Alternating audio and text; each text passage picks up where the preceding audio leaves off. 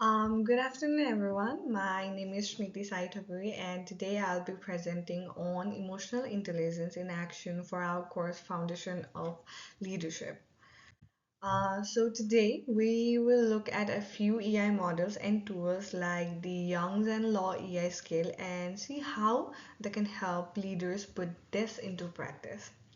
So let's start with why emotional intelligence really matters when you are leading a team. So it's not just about IQ or being smart, it's about understanding and managing emotion, both yours and the people you lead. So when leaders can do that, they make better decisions because they are using logic but also reading the room and showing empathy.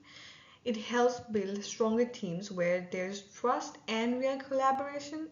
It creates resilience so when things get out of touch or stressful, you can easily bounce back. And when conflict pops up, because they will always do, AI helps them solve constructively.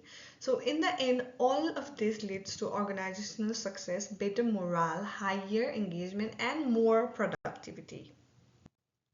So let's talk about Mayer's and Savvy's ability model, the scientific starting point for emotional intelligence.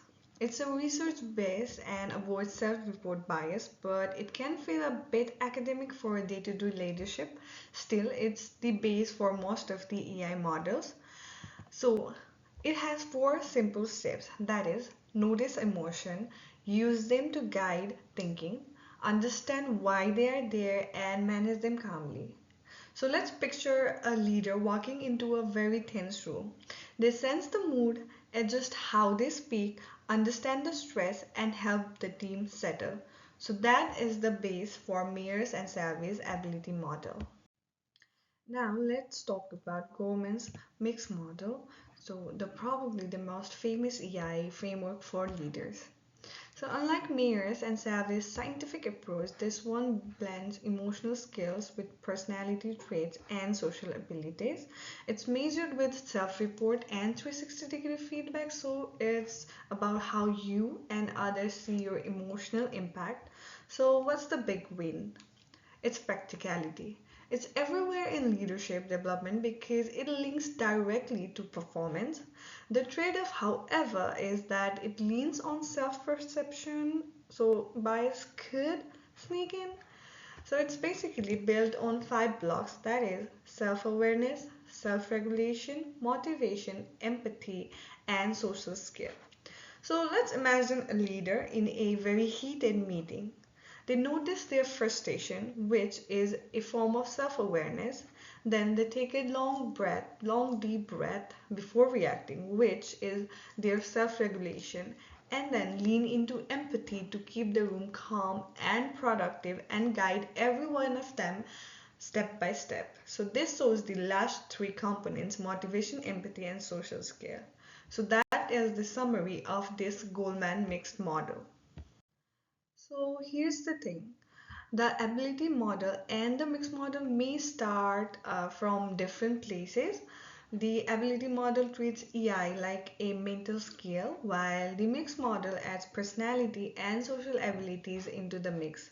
But what's cool is where they meet.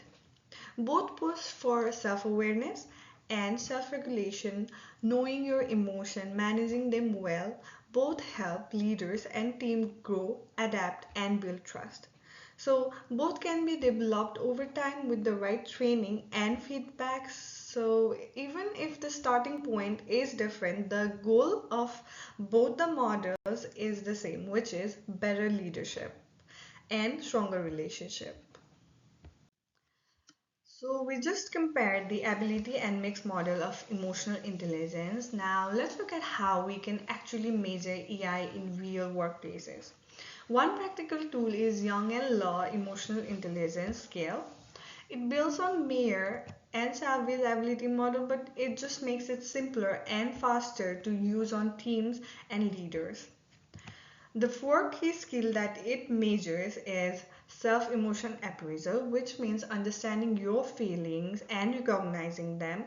The second one being others emotion appraisal, which means understanding and recognizing the feelings and emotion of people around you. The third one is use of emotion, which means by understanding our emotion and others' emotion, we need to be able to comprehend and use that feeling to guide thinking and problem solving skill. The fourth and the last one is regulation of emotion. That means staying composed and managing emotion under stress. So it's widely used in leadership training because it's short, practical, but just like how we discussed earlier with the mixed model, it still relies on self-report, so bias could creep in if leaders overestimate their own emotional intelligence.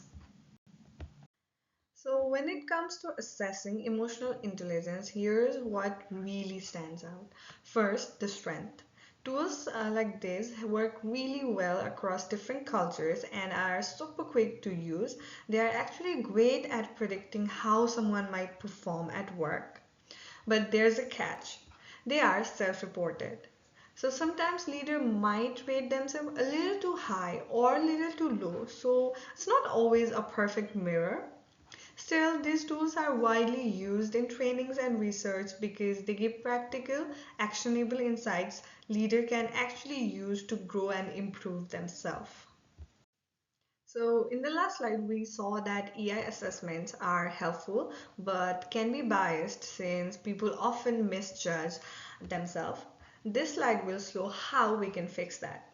For example, if a manager thinks they are a great communicator but their team feels unheard, tools like 360-degree feedback and peer review can really give them a reality check.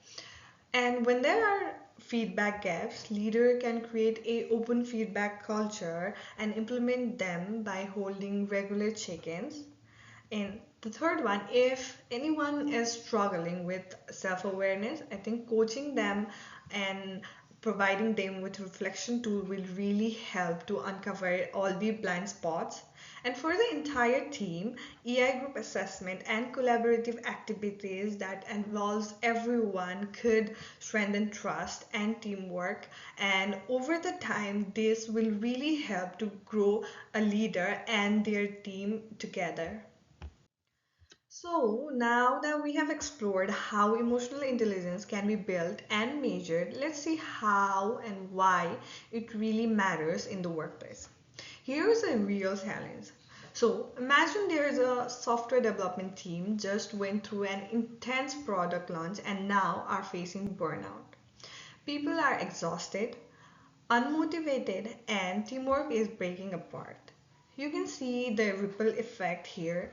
Fatigue and irritability leads to reduced job satisfaction, which over the time weakens the collaboration. And that can quickly turn into conflicts, low motivation, and a damaged team spirit. So this is exactly where EI leadership becomes critical. Recognizing these warning signs early and knowing how to respond can really help stop the burnout cycle before it gets really worse. Now let's just see how a leader can respond to the burnout challenge that we just saw.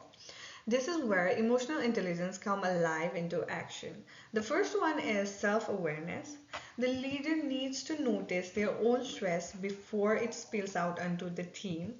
Then self-regulation. Instead of reacting with frustration towards the team, they need to sit back, stay calm, and understand why this is happening. The third one is empathy. They need to really listen to the team because they are also human beings and going through all sorts of emotions and they need to be validated. The fourth one is social skill. The leader opens honest conversation, revealing trust and motivation. And finally, they bring the assessment tools like Wills that we have just learned about to get balanced feedback, not just self-perception but also peer input. Together, these steps turn theory into real practical leadership that helps team recover and move forward. Now we know what we can do. Let's talk about how we can actually turn these into action. First, what we can do is give them a breathing space. By giving them flexible work schedule, it can really help reduce the burnout. Then the second one is let's check in. not just about tasks, but about how people are really doing. Those empathy based check ins open the door for honesty and support. We can use different assessment tools to wait and see how the emotional climate is shifting and how leadership is showing up for the team.